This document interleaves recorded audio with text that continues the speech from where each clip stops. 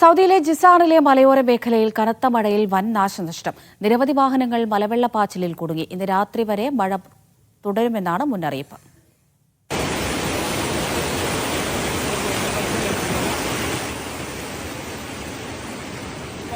പെരുമഴയാണ് ഇന്നലെ Jizan Asir മലയോര മേഖലയിലുണ്ടായത്.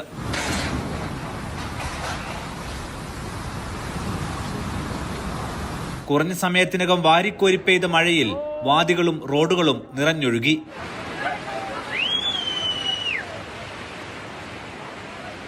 മുഹായിൽ ഗവർണറേറ്റിലെ ചില ഭാഗങ്ങളിൽ വാഹനങ്ങൾ ഇക്കാണും വിധം ഒഴുകിപ്പോയി.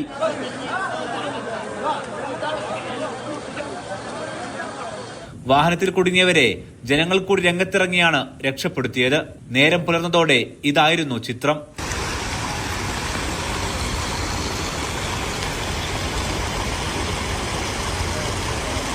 മലയോര മേഖലയായ ഫൈഫയിൽ ഉൾപ്പെടെ പല ഭാഗത്തും ഗതാഗതം തടസ്സപ്പെട്ടു.